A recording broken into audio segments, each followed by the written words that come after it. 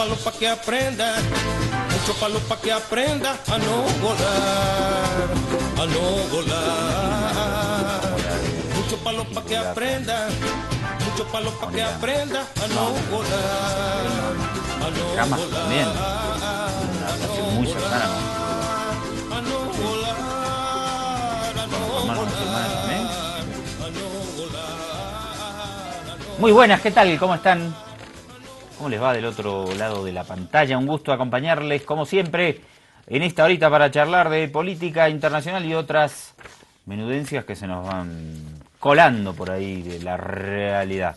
¿Cómo le va, doctor Vázquez? Bien, parece que después de tanto tiempo de tener aquí en Ojo con los Medios el eje político en nuestra América, con especial énfasis en Venezuela, estos programas hemos tenido que trasladarnos a Europa y al Medio Oriente. Y en este caso porque por primera vez en la historia del grupo terrorista Estado Islámico, logró atentar contra la República Islámica de Irán, esto es específicamente en Teherán.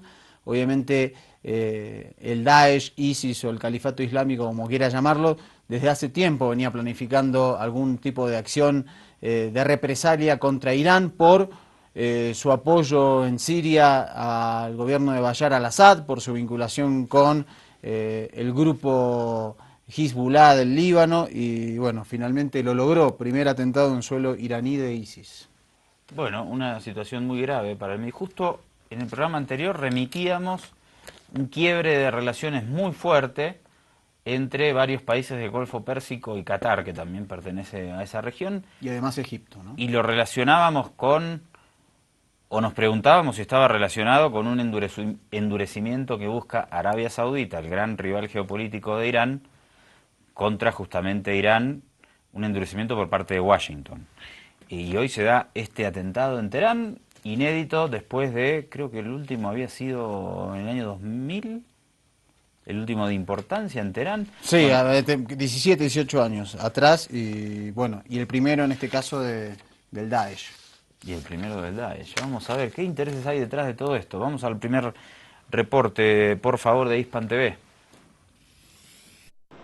A las 10:15, hora local, 4 terroristas disfrazados de mujer entraron en el recinto del Parlamento a través de la puerta de acceso empleada por los ciudadanos para visitar a sus representantes.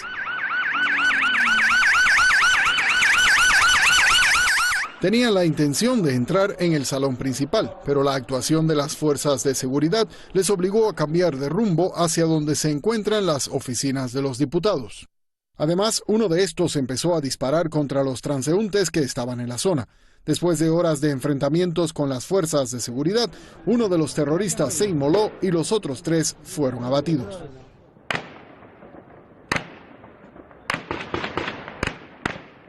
De manera simultánea, 2 terroristas intentaron entrar en el mausoleo del fundador de la República Islámica de Irán, el Imam Khomeini, en el sur de Teherán. Su presencia llamó la atención de las fuerzas de seguridad y debido a ello, uno de los atacantes se inmoló en las afueras del mausoleo, causando la muerte de una persona y heridas a otras 2. El segundo atacante, después de enfrentarse con las fuerzas de la seguridad, decidió abandonar el lugar. En su intento por escapar realizó varios disparos hasta que fue abatido por las fuerzas de seguridad. Consigo llevaba un cinturón y un chaleco explosivo que fueron desactivados por las fuerzas de seguridad. Ansari anunció que se incautaron varias armas y explosivos. Los cadáveres de los 2 terroristas fueron entregados a las autoridades para las pesquisas pertinentes para su identificación. 3 sospechosos también fueron detenidos. Así terminaron las horas de terror en Teherán y actualmente los agentes del orden han tomado el control de la situación. Yoandris Becerra Méndez con información de Ali Hosseini, Hispan TV Noticias. Llega el gran momento de la desestabilización para Irán, que es un objetivo fundamental para Israel, para Arabia Saudita y para los sectores neoconservadores desde siempre en Washington. Sí, recordemos que desde los atentados a las Torres Gemelas, en septiembre de 2001, los servicios secretos de Estados Unidos, el Pentágono, establecieron una serie de países a desestabilizar. Recordemos que igual con Estados Unidos, desde el triunfo de la revolución iraní en el año 79, las relaciones fueron completamente cortadas hasta que hubo una comunicación telefónica entre el Ayatollah Ali Khamenei y Barack Obama hace un año y medio atrás, y esa posición política ha hecho siempre de Irán uno de los objetivos de Estados Unidos a desestabilizar para, al igual que ha hecho con otros países, ya sea Irak, Libia, Sudán y lo que intenta en Siria, en Afganistán, es cambiar el régimen político que impera en esos países. Bueno, ojalá que no lo logren y que no tengamos que empezar a reportar desde Irán las mismas tremendas calamidades que padecen los ciudadanos en Irak, en Siria, en Libia. Ojalá que no. Pareciera, no creo. En principio es un atentado aislado por un grupo que evidentemente trasciende esta cuestión del terrorista solitario, porque son varios que entran en acción de manera coordinada, pero son un par de células. Y en un doble atentado, y evidentemente porque lo habían reportado las agencias de noticias cercanas a ISIS, de que hace mucho tiempo que la República Islámica de Irán era un objetivo, pero que se les hacía muy dificultoso por la tarea de inteligencia que hacían las fuerzas de seguridad. En este caso, efectivamente, fue planificado, fue un doble atentado que tenía objetivos mayúsculos a los que se mostraron, pero que sin embargo logró el asesinato de 12 personas. Voy un segundo al mapa, Maduro, ¿me ayudás? Porque fíjate que acá tenemos Irán, no tiene en principio frontera con Siria, pero sí con Irak. Están conectados muy de cerca, pero sí es una zona muy convulsionada, toda la frontera esta de Turquía, la parte kurda de Irak y Siria, donde acá es donde más presencia tiene el ISIS, ¿no? Sí, que y es aquí donde pretende establecer lo que por se aquí llama está Teherán. el Estado Islámico de Siria y el Levante, ¿no? Que ocupa los dos. Bueno, para que nos situemos un poquito geográficamente, vamos a un reporte de Televisión Española. Han sido 2 ataques coordinados, más o menos a la misma hora, 10:30 de la mañana, en 2 edificios simbólicos. El Parlamento está en pleno centro de Teherán. Allí han entrado 4 terroristas disfrazados de mujeres con Kalashnikov, pistolas y explosivos, interrumpiendo la sesión plenaria. 5 horas ha durado el asalto. Durante ese tiempo, varias personas han intentado salir por las ventanas. El atentado ha dejado más de 10 muertos y decenas de heridos. También han muerto los atacantes, 3 por disparos de las fuerzas de seguridad y un cuarto ha hecho estallar los explosivos que llevaba.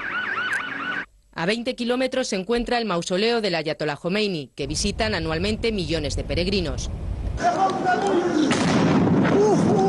En el recinto, un suicida ha detonado un chaleco de explosivos y la policía ha matado a otro terrorista. El líder supremo, Ali Khamenei, ha dicho que los atentados no influirán en el pueblo iraní y que los terroristas serán derrotados. El Daesh se ha atribuido los ataques. Es la primera vez que el grupo yihadista de la rama suní del Islam atenta en Irán, la principal potencia chií. Los guardianes de la revolución, el ejército de élite del régimen iraní, acusan a Arabia Saudí, su rival en la región, y a Estados Unidos de estar detrás de los atentados. Bueno, evidentemente que si hay una situación de caos en Irán, los beneficiados, ya lo dijimos, son Arabia Saudí y Estados Unidos, que buscan desde siempre, Israel, que buscan desde siempre. Recordemos que los servicios secretos israelíes cometieron muchos atentados, asesinatos selectivos contra especialistas nucleares iraníes en territorio iraní. Contra científicos. Contra científicos nucleares. Sí, sí, cuando estaban desarrollándose, esto hace varios años, ¿no? Y varios de ellos fueron después por en eso, los autos iban y les ponían en la puerta con alguna moto o algo y chau. Exactamente. Por eso después fueron muy protegidos por la seguridad iraní, ¿no? Cuando esto se convirtió casi en una epidemia. Vamos a ver ahora un reporte sobre el ISIS en Filipinas. Y yo quería comentar algo con vos, Mariano, porque es la primera vez que una organización terrorista que impacta tanto a nivel global no sabemos quién es el líder de ISIS. Siempre, ¿no? Bin Laden, ¿no? El demonio Bin Laden, tal, el otro, al-Zarqawi. Pero ahora ISIS, ¿quién es el...? Es algo novedoso, es una organización que tiene una estructura tal vez más de organización horizontal que el típico verticalismo de cualquier organización clandestina, ¿no? Sí, y tenían, digamos, un par de líderes visibles hace unos años que murieron, ¿no? Que fueron abatidos también por, generalmente en Irak, que es donde establecen el califato, en Irak y Siria establecen el califato, pero sí, en este momento no aparece una voz visible en la cual haya una reivindicación de estos atentados. En general, bueno, emite comunicados a través de sus agencias adictas y, bueno, de ahí. Pero genéricos, ¿no? Vamos a Filipinas, Russia Today. Esta avenida está desde hace unos días bajo control del ejército filipino. Los fieros combates han quedado a tan solo unos metros de aquí, a nuestras espaldas. Queda un barrio totalmente marcado por los combates y las balas. Este punto en el que nos encontramos es un cruce de caminos y era un enclave estratégico para los terroristas de la Hermandad Maute, que son los que han tomado la ciudad de Maragüey y contra los que combate ahora el ejército filipino, Maute, que juró lealtad al Estado Islámico. Los combates más fieros tuvieron lugar en este punto, donde aseguran que había apostados varios francotiradores que estuvieron alargando la contienda en este enclave, que obviamente pasaba por esta gasolinera que tenemos aquí, que abastecía de petróleo y de otros bienes a los terroristas. En estos momentos, por este cruce de camino, están investigando hacia allá el efectivo policial militar que se encarga de rastrear casa a casa y palmo a palmo qué ha dejado atrás el ISIS. Actúan conjuntamente y coordinada con el ejército. A través de ese efectivo, que ahora mismo está al fondo de esta avenida registrando las casas, pudieron encontrar en uno de los domicilios recién tomados prácticamente más de $1,5 millones de dólares que estaban en manos de los terroristas en efectivo y en cheques. Hay que destacar que a medida que avanza la contienda van descubriendo, redimensionando el valor del enemigo al que hacen frente. Si en un principio el ejército filipino había mencionado, había abordado esta revuelta como un conflicto con los musulmanes separatistas locales, ahora saben que se enfrentan a un enemigo mayúsculo muy vinculado a las redes terroristas del Estado Islámico. Al final de esta avenida está el barrio de Raya Madaya. Allí está la principal o una de las principales mezquitas de la ciudad, que lleva toda la mañana siendo cercada por los bombardeos. El ejército ya advirtió que si es necesario bombardearán directamente las mezquitas y las madrasas para tratar de frenar así las conexiones entre el grupo terrorista. Afirman el Ministerio de Defensa filipino que cuentan con túneles y con redes de conexión que les permiten abastecerse de alimentos, de armamentos y de dinero. Solo es al final de la calle donde está en estos momentos la línea de combate. A partir de aquí es territorio de los francotiradores y aquí queda la zona reconquistada. Sin embargo, lo que vamos encontrando no es del todo esperanzador.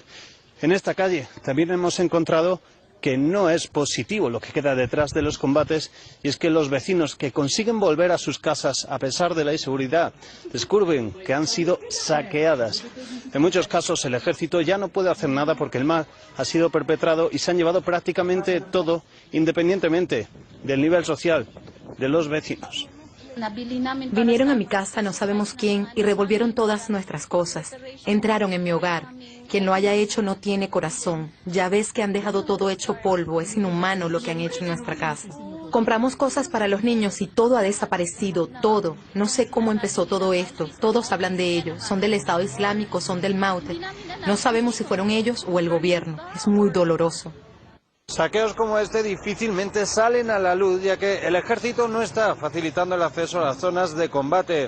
El Ministerio de Defensa, de hecho, ha pedido a los medios que no difundamos imágenes del interior de la ciudad destruida para evitar así, dicen, el efecto llamada a otros yihadistas. Por otro lado, en uno de los miles de puntos de control policiales de la isla de Mindanao, han apresado al padre de los hermanos Maute, que dan nombre a esta organización terrorista que controla un Maragüey. El anciano portaba armas y $7,000 en efectivo. Es complejo, porque venimos hablando desde hace varios programas de ISIS, ¿no? Y de la organización, dónde opera, dónde no opera, quiénes pertenecen realmente a ISIS, quiénes no. Acá tenemos un grupo, los hermanos Maoté, que adhieren a ISIS. Sí, que sería como se ha convertido en Filipinas en la filial del Estado Islámico. Como así Boko Haram en Nigeria se convirtió en la filial en ese país africano del Estado Islámico. Y pero entendemos que porque estos grupos ya tienen un funcionamiento casi de ejército regular, digamos, dominan un territorio, tienen un combate con el ejército regular, digamos.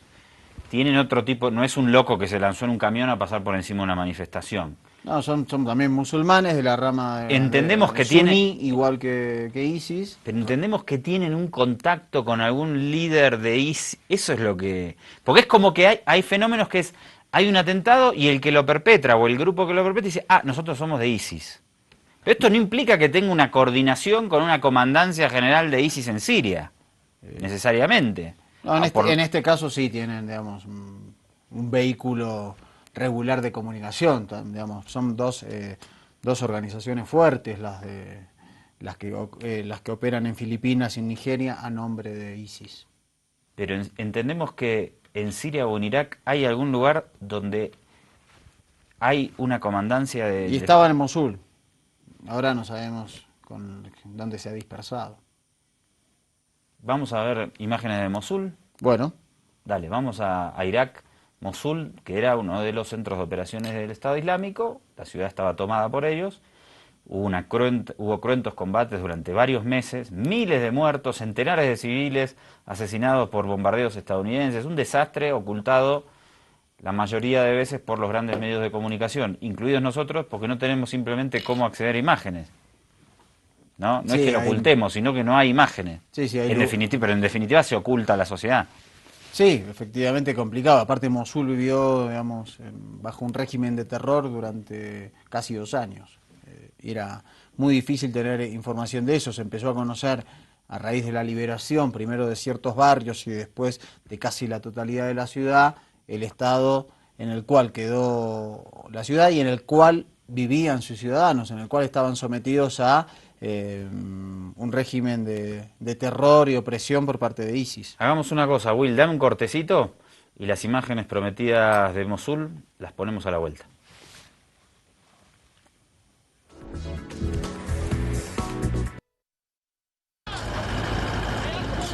Se tambalean en dirección a los efectivos iraquíes. Sin aire, las voces temblorosas por el miedo y la conmoción.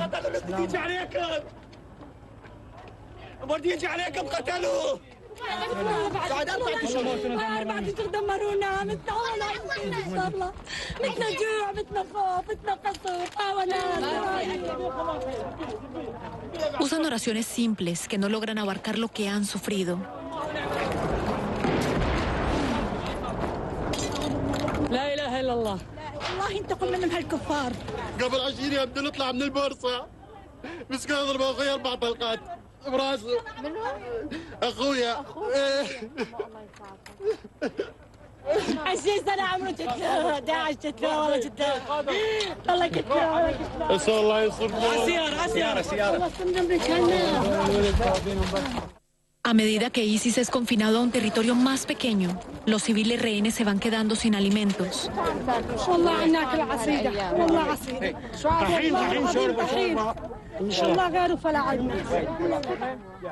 Solo alcanzaba para alimentar a los niños, para que ellos no lloraran.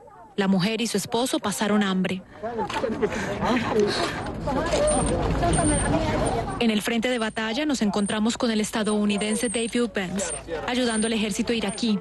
Exmiembro de las fuerzas especiales, opera junto a su equipo de comandos Free Burma Rangers y de médicos voluntarios. Solo días antes, ISIS masacró a decenas de personas que trataban de huir. Dave fue a ese lugar. Vimos 13 cuerpos y luego vimos movimiento. Aquí están. Mire esa pared.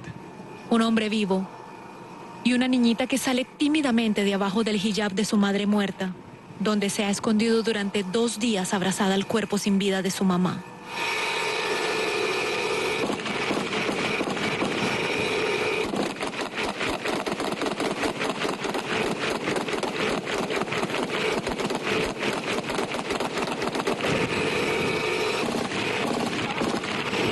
Usando el tanque para protegerse de las balas, los hombres se escabullen arrastrando a las personas salvadas y dejan atrás los cuerpos de los fallecidos.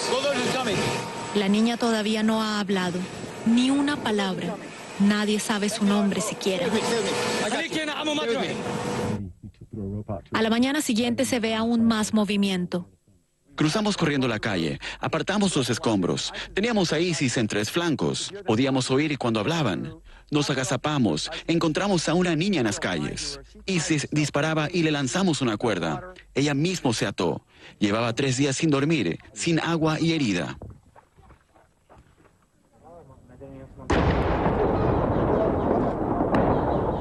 Gran parte de Mosul Occidental está en estado apocalíptico y la lucha por los últimos kilómetros cuadrados será peor que todo lo que vimos hasta ahora.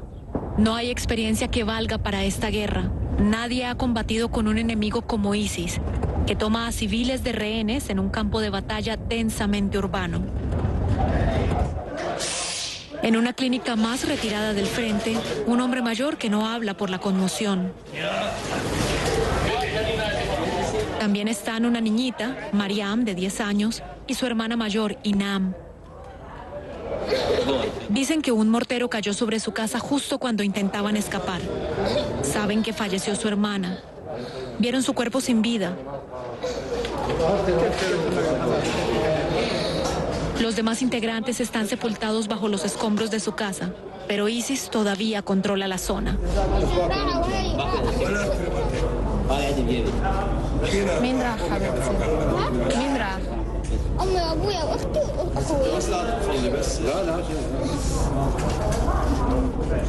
Quizás no llega a comprender la realidad de lo que ha dicho, o quizás necesita una distracción porque no alcanza a entender lo que ha perdido. Arwa Damon, CNN, Mosul, Irak. Huelgan las palabras en este informe, este documento muy valioso, muy destacado y muy necesario de la cadena CNN sobre la situación en Mosul, en Irak, uno de los bastiones del Estado Islámico, y las consecuencias que tuvo sobre la población. Lo veíamos en ese testimonio. Ahora vamos a ir a un informe de la cadena estatal británica, la BBC, que en este caso hizo un video en 360, que es una nueva modalidad de difusión de videos que se están utilizando mucho en diferentes cadenas televisivas. En este caso muestra un helicóptero que recorre justamente Mosul, mostrando diferentes áreas, también realizando algunos bombardeos. Vamos a ver este informe. Lo que estás a punto de ver es la batalla por la ciudad iraquí de Mosul, pero como nunca se ha visto antes. Desde arriba y en 360 grados.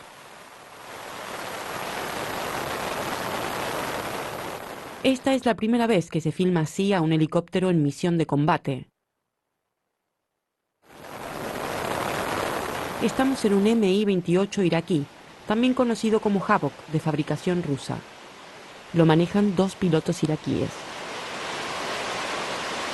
Acaba de despegar de una base aérea cerca del pueblo de Hammam al-Alim, a unos 30 kilómetros al sur de Mosul. Nos dirigimos al norte. A la derecha vemos el famoso río Tigris. Estamos sobre la orilla occidental. Lo que vas a ver en este vuelo sobre Mosul es el resultado de 2 años de ocupación de Estado Islámico y de la batalla por recuperar la ciudad.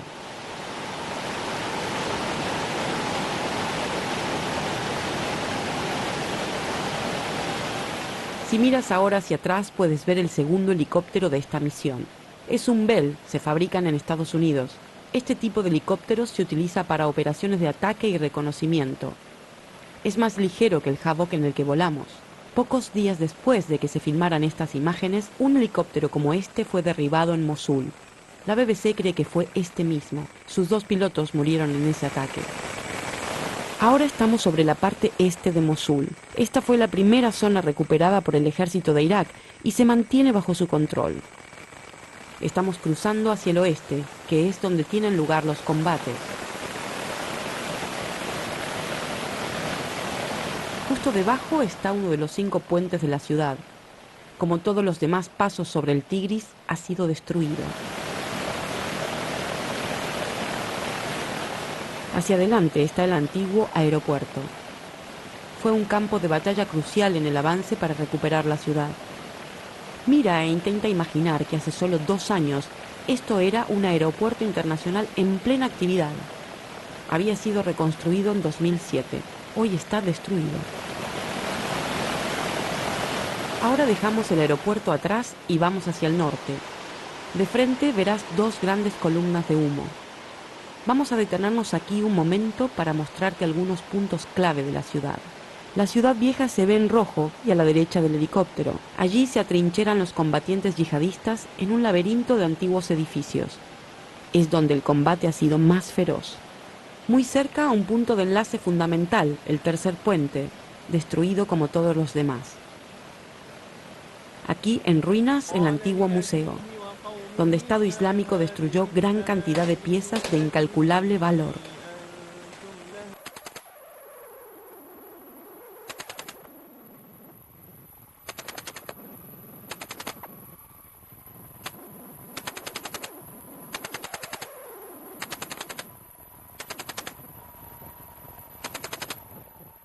Abajo y hacia la derecha, mira con atención el área que hemos ampliado.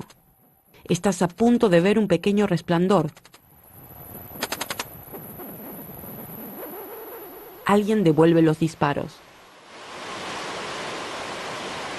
La BBC no sabe a qué blanco disparó el helicóptero, pero es probable que estuviera en la ciudad vieja y cerca de la mezquita de Al-Nuri, porque allí se concentraban los combates cuando se filmaron estas imágenes.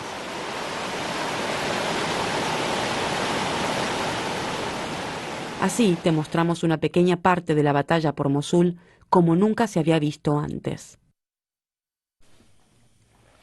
Bueno, muy interesante la nota y el documento que acabamos de compartir. Justamente por este tema, además con la nota de CNN, de la imposibilidad de acceder a fuentes de información en el lugar de los hechos, ¿no? Sí, creo que aparte es un complemento interesante estas 2 notas. La de la CNN sobre el terreno con la crudeza de ver la indignación, el horror y el relato de las víctimas del Estado Islámico en Mosul, incluso el rescate de esa niña de muy pocos años que estuvo 3 días bajo el cuerpo de su madre muerta y que no podía ni hablar, había quedado en estado de shock. Y esto es, digamos, esta guerra séptica que uno ve desde los aviones, desde los helicópteros, ¿no? Que parece, bueno, que podría ser cualquier lugar del mundo sobre el que está sobrevolando. Hablamos un poco de Qatar, porque se agrega como un foco de conflicto regional el tema Qatar, aislado por sus países vecinos. Vamos a ver un reporte de la Deutsche Welle, por favor. Los pasajeros aguardan con incertidumbre. La fila ante la oficina de Qatar Airways en Arabia Saudita es larga. Quienes tienen pasaje para Qatar no saben si llegarán a su destino debido al bloqueo que los sauditas han impuesto al país vecino. Intento que me reembolsen el dinero, pero hay un problema de logística. Si quiero cambiar una reserva, ¿qué hago con el hotel, el coche de alquiler y el visado? No todo es reembolsable, así que esto me va a afectar. Espero que me devuelvan el dinero.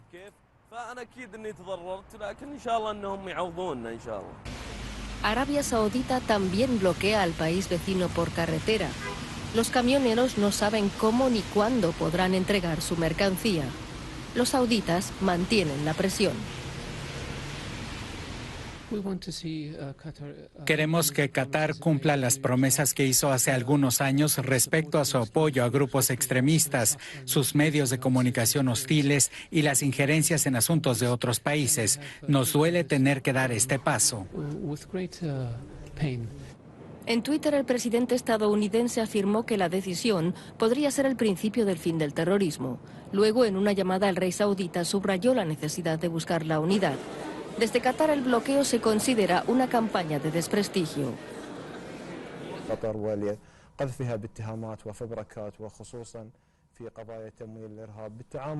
Nuestras relaciones con Estados Unidos se realizan a través de organismos oficiales y son fuertes. Tenemos una asociación estratégica con Estados Unidos en la lucha contra el terrorismo. Pero la situación dista de ser normal. Los poderosos vecinos de Qatar anunciaron el bloqueo el lunes. Algunos analistas creen que la verdadera razón de la medida es castigar a Qatar por sus vínculos con Irán, archienemigo de Arabia Saudita. Mientras los pasajeros se preparan para pasar la noche en el aeropuerto de Doha, Arabia Saudita y sus aliados esperan que la ruptura de relaciones diplomáticas obligue a Qatar a cambiar sus políticas.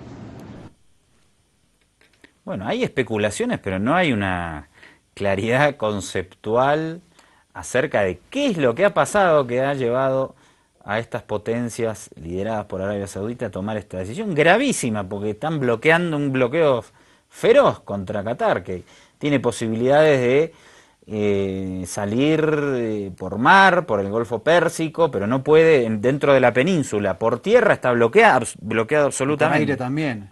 Bueno, pero puede... No, pero digamos, para lo que sería Claro, para el oeste, no tiene forma de salir porque lo han bloqueado todos estos países que dominan la península arábiga. Bueno, la poca información que hay, que se puede recabar, y si uno hace la prueba en estos días de buscar analistas de opinión hablando sobre este tema en Occidente, va a resultar, le digo, que casi imposible. Y esto tiene que ver con estas petromonarquías del Golfo, en el caso de Arabia Saudí una monarquía absoluta, en el caso de Qatar un emirato, donde las restricciones a la prensa y el acceso a la información pública y estatal es muy complicada. Entonces, lo que sí uno observa es que la hipocresía de Arabia Saudí, diciendo no podemos tolerar que Qatar financie al terrorismo suní, lo cual es cierto, pero está comprobado... Pero si ellos lo financian. Por eso mismo, está comprobado que el mayor financiador, porque encima en Arabia Saudí está la rama más dura del suní, que es el wahabismo, es Arabia Saudí el que más ha financiado... Hay dos ejes que todos parecen coincidir, ¿no? Y uno tiene que ver con esto, con los medios, con nosotros, con los medios de comunicación. El otro con los hermanos, con la hermandad musulmana, ¿no? Con los hermanos musulmanes a quienes indican de ser una organización terrorista, aunque tiene una labor política súper extendida e incluso llega al poder mediante el voto de los egipcios cuando cae la dictadura de Mubarak. El otro es Al Jazeera. Exactamente. La crítica, esta cadena de comunicación dicen que Al Jazeera apoya las posiciones de los hermanos musulmanes.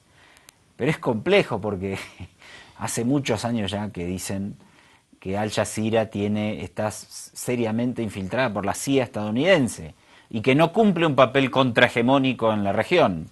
Pero tal vez sí un papel que no gusta a sus colegas de este espacio de cooperación que incluso tenían contra Irán. Porque recordemos que el gobierno actual en Egipto del general al-Sisi derrocó al gobierno de la hermandad musulmana. Entonces, también se entiende por esa razón que Egipto se haya plegado a esta posición de las petromonarquías del Golfo contra el pequeño Emirato de Irak. Siempre dijimos, y es evidentemente así, aunque Estados Unidos tiene múltiples intereses y puede apoyar diversos intereses, que el golpe contra los hermanos musulmanes esto es evidente, fue apoyado por Estados Unidos, ¿sí? Y que a su vez Estados Unidos siempre tuvo un apoyo fortísimo a Qatar. Sí, es un aliado fundamental. Tiene una base militar. Por eso, entonces ahí hay como una contradicción. Bueno, ¿sabes lo que Estados Unidos, perdóname, apoya a Qatar y apoya también a Arabia Saudí. Esto es lógico también. Estados Unidos apoya a grupos diversos según sus intereses, puede cambiar de un rato para el otro. Trump ya dijo, quiero venderle armas a Qatar. Trump quiere venderle armas a todo el mundo. Parece que la única política exterior de Donald Trump es ustedes mátense a tiro, que nosotros les vamos a vender las armas y todos felices. Mientras nos sigan mandando el petróleo, como en los términos que nosotros consideremos más convenientes. Pero bueno, hay muchísimos intereses y contradictorios intereses en juego. Pasa que hay un tercer elemento, que es justamente Donald Trump. Donald Trump y su total ignorancia en temas de política exterior. Obviamente en otros temas de la administración de la cosa pública también, pero en política exterior tiene una ignorancia supina en la cual evidentemente ha tomado, como le suele suceder, Arabia Saudí en su gira le dijo cosas sobre Qatar Recordemos que hace 3 años la relación entre Arabia Saudí y Emiratos Árabes, que siempre sigue las políticas de Arabia Saudí, con Doha se habían bajado mucho porque le estaba molestando cierto acercamiento de Qatar con Irán o con la política de Irán. Ese es el dato que queda. Ese es el dato clave. Porque obviamente te contamos que hay una disputa geopolítica enorme entre Arabia Saudí e Irán. Entonces Irán mueve cartas también. Entonces mueve cartas en Bahrein y en Yemen. Claro. Y está moviendo cartas en Qatar también. En Siria, en Líbano, ¿no? Digamos, en todos lados. Sí, pero bueno, juega porque, sobre todo en muchas regiones donde el chiismo tiene un poco más de presencia. Son solo 4 países de 57 que conforman el mundo islámico que tienen mayoría. En principio, reiteramos que Qatar siempre fue un aliado de Estados Unidos. Por ende, si fue aliado de Estados Unidos, estaba en contra de Irán.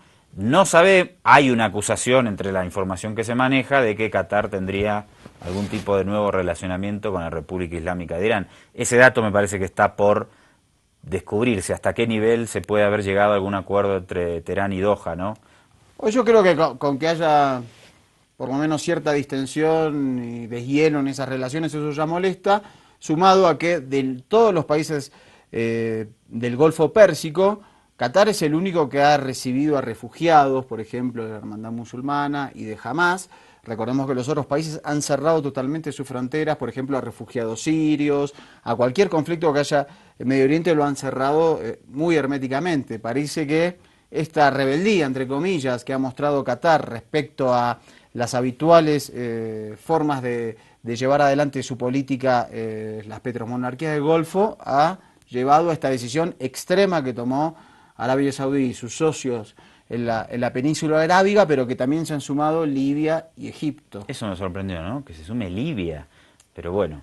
Libia está en una situación de una debilidad, con 2 gobiernos dos sedes de gobierno paralelas, un estado de prácticamente un país fallido y tomado por el extremismo islámico. Pero si hemos derrocado a la dictadura, claro, hemos llevado a la democracia. Sí, ahí, espectacular. Deberíamos poner, no informamos nada de Libia, nadie. ¿Cómo? De acá hemos mostrado... Sí, pero ahora, ¿hace cuánto que no mostramos la situación interna de Libia? Después de que fue democratizada por la Fuerza Aérea de la OTAN. Mostramos hace poquito cuando fue el aniversario, estuvimos mostrando la situación actual.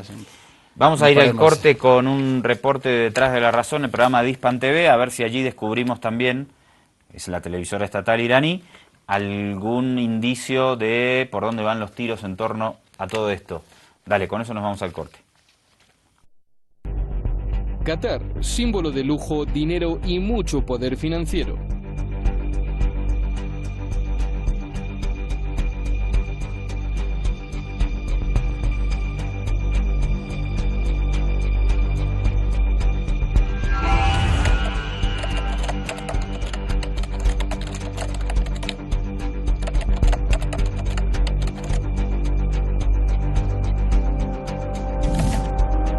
Qatar es parte de los reinos del Golfo Pérsico donde la democracia es un simple cuento. Ahí las monarquías mandan a su antojo y gozan de mucho dinero por tener petróleo o gas. Eso ocurre en Arabia Saudí, en Emiratos Árabes Unidos, en Bahrein, Kuwait y Omán y Qatar.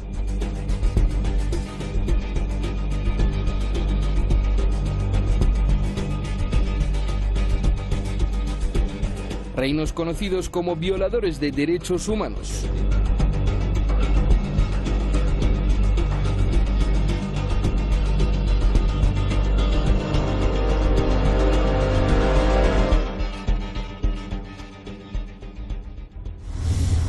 Pero sobre todo, estos reinos han sido acusados de ser fuente del financiamiento al terrorismo.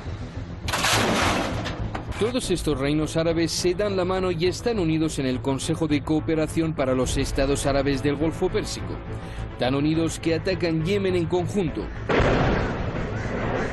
tan unidos que quieren fundar una especie de OTAN árabe.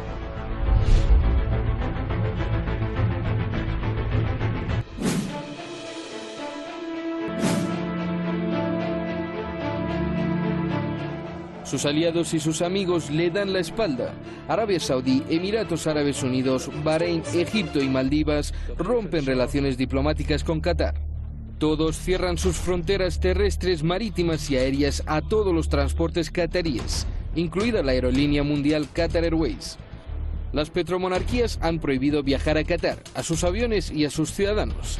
Han dado 2 semanas a los qataríes para que abandonen sus territorios, y a los diplomáticos 48 horas. Y han quitado la señal de la televisora qatarí Al Jazeera.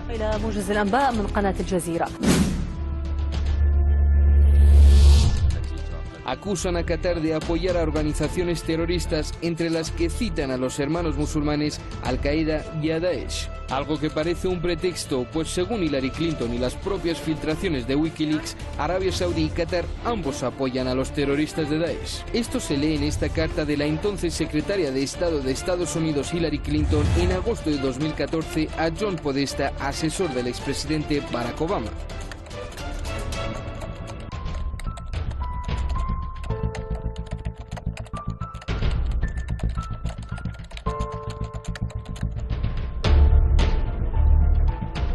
Quizá la razón oculta es que Qatar se quería acercar a Irán y eso no le gustó a Arabia Saudí.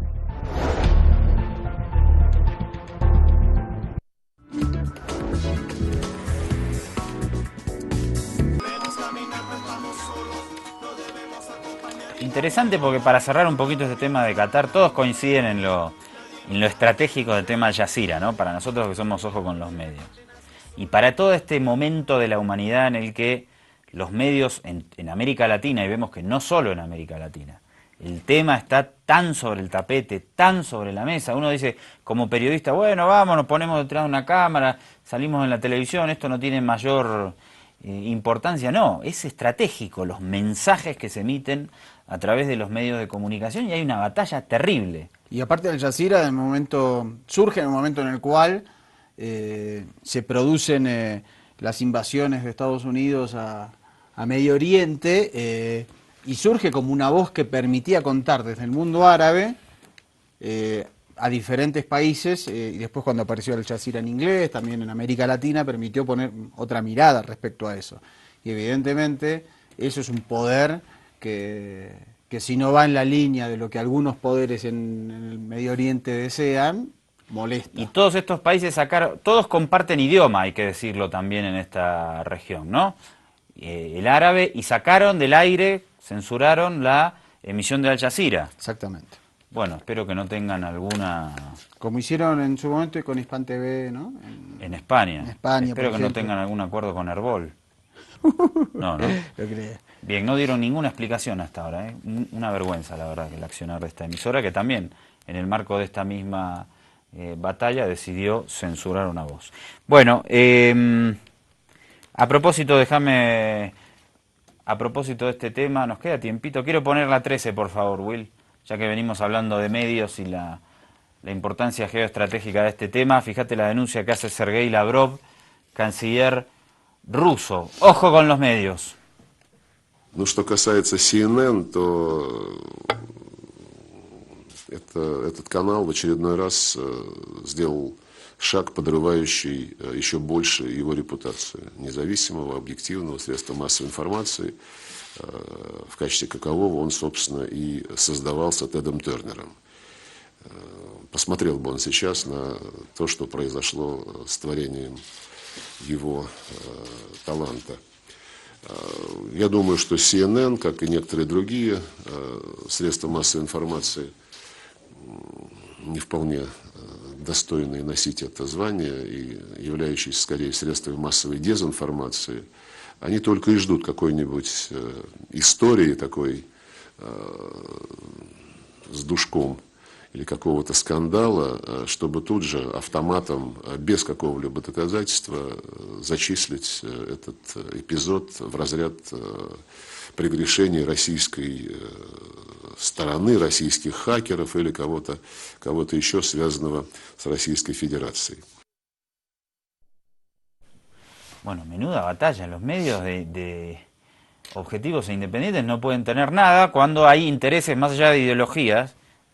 Hay tironeos en los dueños, en los intereses de las empresas mediáticas, de las grandes empresas mediáticas, hay tironeos políticos, pero gigantes. Sí, acá Lavrov se refería con más especificidad a un tema que entró de lleno ya desde la campaña del año pasado entre demócratas y republicanos, en la cual se decía que había una interferencia, una injerencia de Rusia en la campaña política en los Estados Unidos, y en este tiempo también de Trump como presidente se ha dicho de ciertas relaciones muy cercanas entre Trump y Moscú, pero por lo cual todo el tiempo En este marco, Mariano, fuera de ideología, de que vos seas de izquierda, de derecha, los periodistas terminan siendo víctimas de alguna manera de esta batalla geopolítica, porque vos no podés, nadie puede ir a trabajar a un medio y no ser parte de esta confrontación ideológica que tiene ribetes globales. A lo mejor si no trabajás en política, la cosa se ha complicado un poco. Es diferente, pero la batalla mediática es feroz.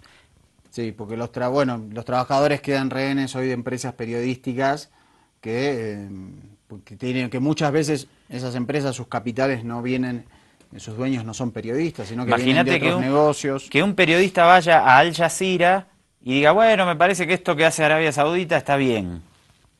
¿No? No se puede. O que un periodista vaya a CNN y te diga en el horario estelar que le cae más o menos simpático Vladimir Putin. No, están en una batalla geopolítica feroz y a muerte. Bueno, y esto se refleja en las pantallas de manera cotidiana. Es difícil esa búsqueda de algún grado de imparcialidad a la hora de emitir mensajes, ¿no? Muy complicado, verdaderamente complicado. Ahora pasamos, sí, a Inglaterra, al Reino Unido y a Londres. Sí, porque recordemos los atentados, que finalmente la cifra llegó a 8 los muertos en Londres. La primera ministra, y a muy pocos días de las elecciones en ese país que le pueden costar su cargo, planteó una idea muy polémica que ya ha generado mucha revolución y mucha crítica, que es, y que lo vienen buscando en general los gobiernos conservadores con esta excusa, es restringir derechos humanos con la idea o la excusa de que lo hacen para luchar contra el terrorismo. Esto lo informa la televisión española. Sí, tanto Jeremy Corbyn como el resto de partidos de la oposición han reprochado insistentemente a Theresa May que el gobierno conservador redujese en 20.000 el número de policías cuando ella era ministra del Interior. Por su parte, la primera ministra británica ha centrado sus discursos, ha centrado su propuesta en dar más atribuciones a la policía, dar más fondos a los servicios de inteligencia y en endurecer la legislación antiterrorista. En este sentido, tenemos que decir que anoche hizo una propuesta que ha causado cierta polémica aquí en el Reino Unido, y es que Theresa May dijo que estaba dispuesta a modificar la legislación relativa a los derechos humanos si eso servía para vencer al terrorismo.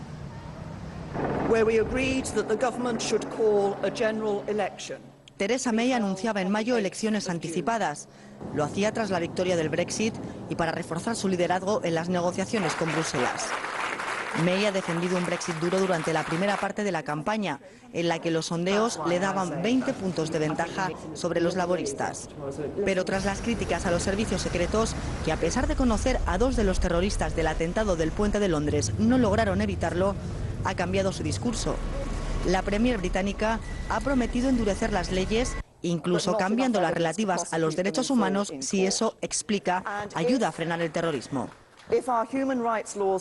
Hay que hacer más para restringir la libertad de los sospechosos, ha asegurado, cuando haya pruebas de que suponen una amenaza.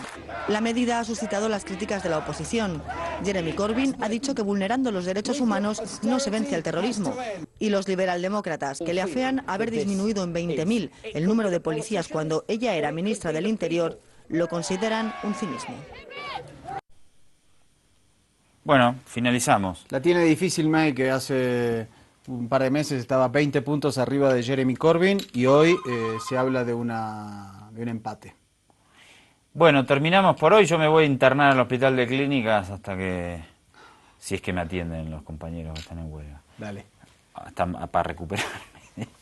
Vamos a conocer al candidato Jeremy Corbyn, a ver si nos da alguna esperanza o no. Sí, es un tipo muy interesante. Muy interesante que, bueno, su candidato en Londres, el actual alcalde, es el primer candidato de origen árabe que ocupa un puesto de tanta magnitud en Europa, así que, bueno, puede ser interesante esa imagen. A ver si nos da un poquito de esperanza. Nota de CNN, hasta mañana, un abrazo grande. desafiando las expectativas de muchos. Jezza, JC o solo Jeremy. Los fieles seguidores de Jeremy Corbyn son fanáticos.